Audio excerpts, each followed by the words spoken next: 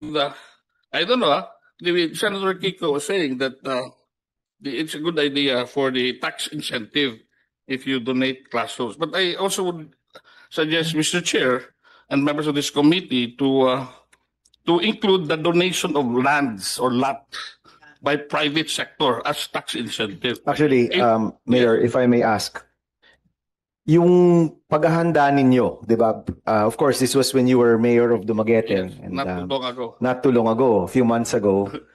Kapag nakakuha kayo ng pera or kapag nakakuha kayo ng go signal from the private sector, for example, we're ready to build, Mayor, we want to build 1-story, 2 classroom. Gaano kabilis nyo madideploy yun? Ilang buwan o ilang taon yun bago mabuo yung classroom? Madali lang yun. There are dilapidated classrooms. We first do that. Replace it with local.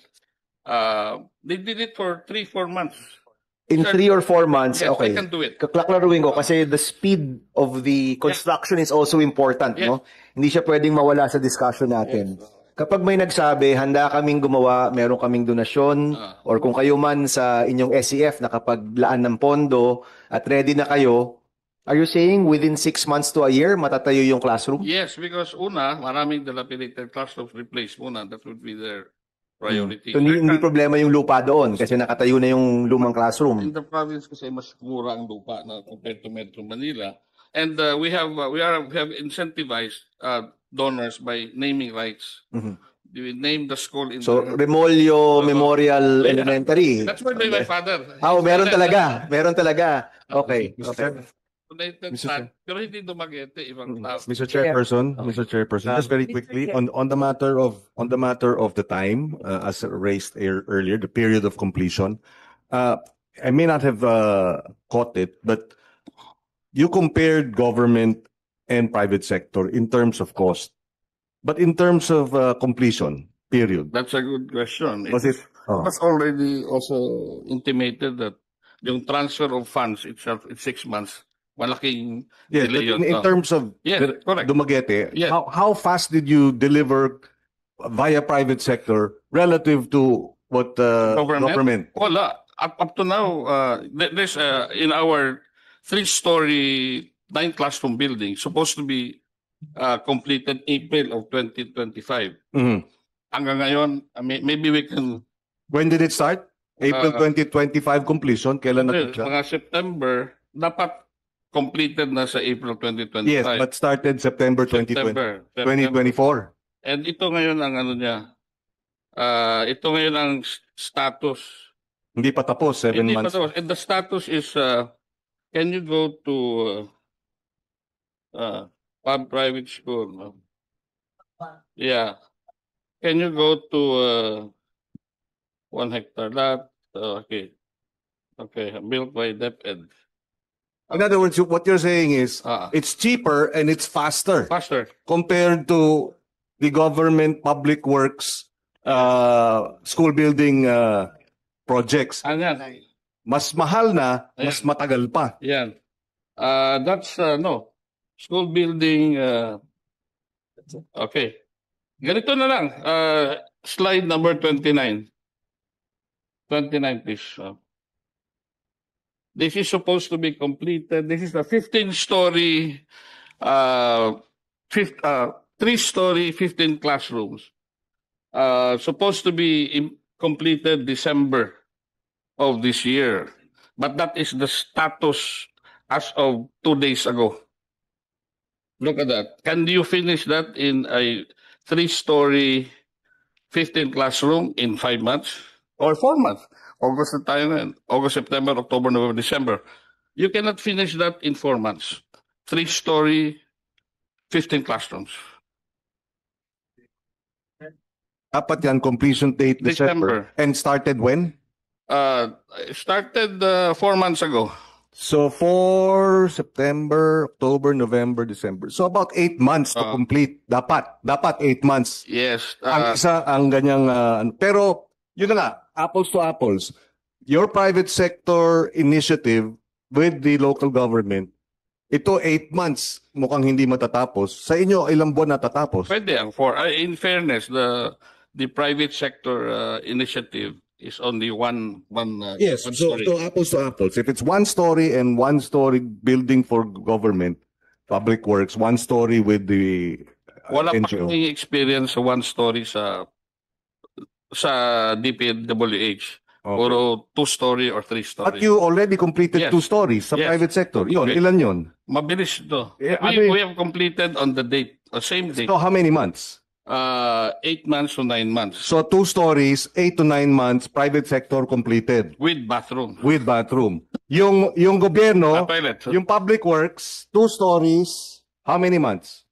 Two story. Ito nga. Hindi pa tapos. Tapos yun ang I am basing that on the tarpaulin which is on the site itself that merong sinabi date started, date of target Completion. date of completion, which is they say either the date itself or the number of days. Let's say 235 days. Compute mo na lang yun. Nandun Okay. lang. In other words, mas mahal, mas matagal. Mas matagal, mas mahal.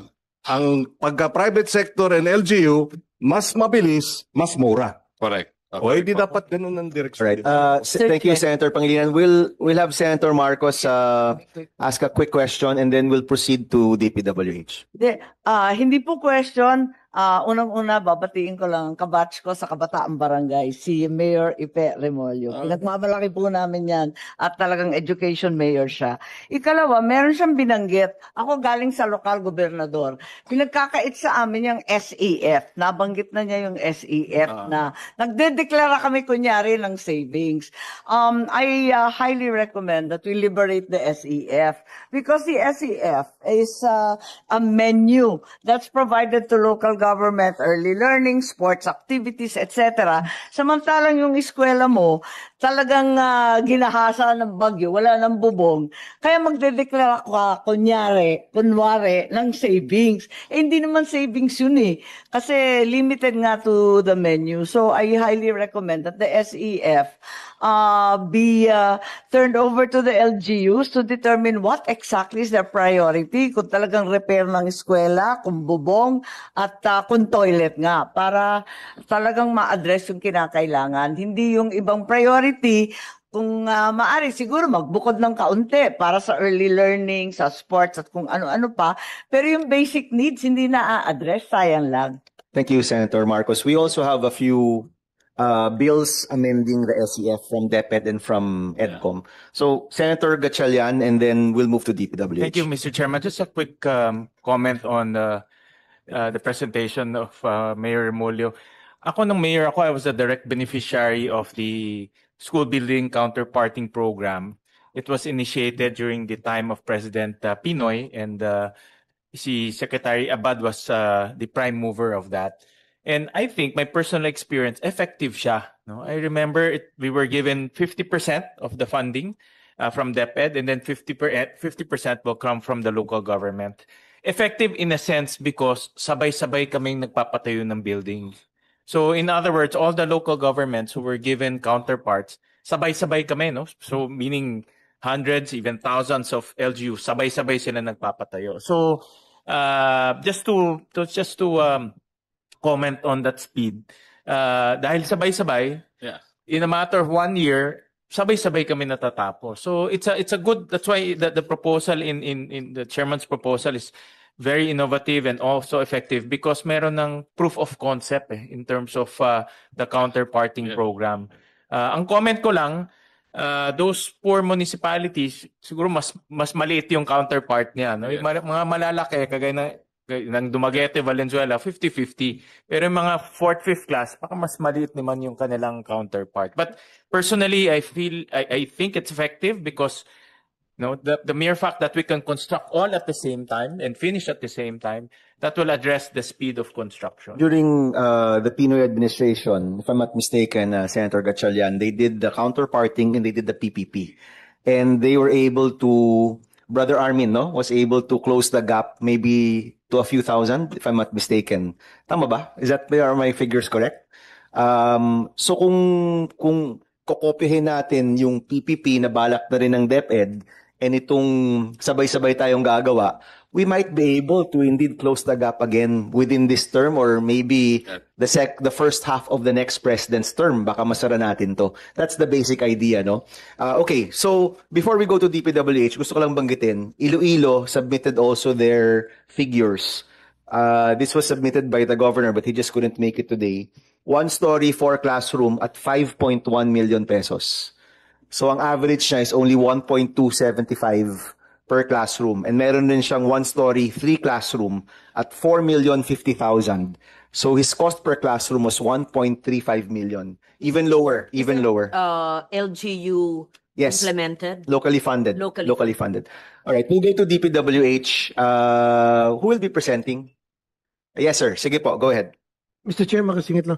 Yung pinag-usapan natin ng mga amounts ng classroom LGU versus DPWH, na-factor in na ba doon yung property, value ng property? Well, yun yung gusto nating malaman, Mr. President, no? So we'll wait for everyone to present. I'm sure we all have our questions tungkol sa site preparation, kung malayo ba yung lugar o hindi. Some of our NGO partners can also answer that. And eventually, aabot tayo sa drilling down of even cost of materials. Ako gusto ko malaman kahit yung cost ng semento, cost ng bakal, cost ng pako, cost ng kahoy. We need to find out para ma-compare talaga natin. Then we can see kung justified ba talaga itong bigger cost ng gobyerno compared to LGUs and the private sector. And this committee has the power to get those documents, no, if I'm not mistaken, Mr. Chairman. So, malalaman rin natin yan, makukumpara natin, and we should be able to come up with the right price. Kasi kung bumubuo po itong cap law na ito, ang DepEd is going to prescribe, di ba? Kung syudad ka, ganito yung presyo mo. Kung nasa rural area ka, ganito yung presyo mo. Kung nasa napakalayo, I think GIDA ba ang tawag doon? Kung GIDA area ka, ito yung presyo. And to be able to come up with those numbers, kailangan makumpara natin yan. And hopefully, with the support of our Chairman of Finance and the Executive Department, we'll be able to come up with a good fund na pwedeng sabay-sabay tayo lahat gumawa. So, do you wish to say something, Yes, Mayor? Mr. Chair, Very quickly, please. Yeah. Since Senator Lauren was asking about per square meter. So kasi pag 2-story or more, there are corridors plus additional toilets. So ang amin kasama ng toilets is about less than 20,000 per square meter. Kinumpare namin sa DPWH, mga tama yun sa kanila, 30,000 plus per square meter. Ano kasi yan meron tayong cost of materials, meron tayong Square cost of meter. labor, meron tayong contractor's margin, lahat yan mandated. And then yung mga pagkakaiba, which is the hauling, the differences in terms of logistics, yun yung gusto nating malaman. And the committee through the TWG will eventually go point per point. At makikita natin yan, compare natin yan, each of these aspects. No? But we won't do it in this hearing, we'll do it during the TWG and we'll present it in the next hearing. No? So let's ask DPWH to give their presentation, please. Sige, sir. Thank you, Mr. Chair, and of course the distinguished other senators who are here, of course DepEd officials and other participants here. So I just would like to start my presentation with the design codes and guidelines that we are using at the DPWH with regards to the design of school buildings. This is developed to address the increasing demand for safe, functional, and climate-resilient educational spaces.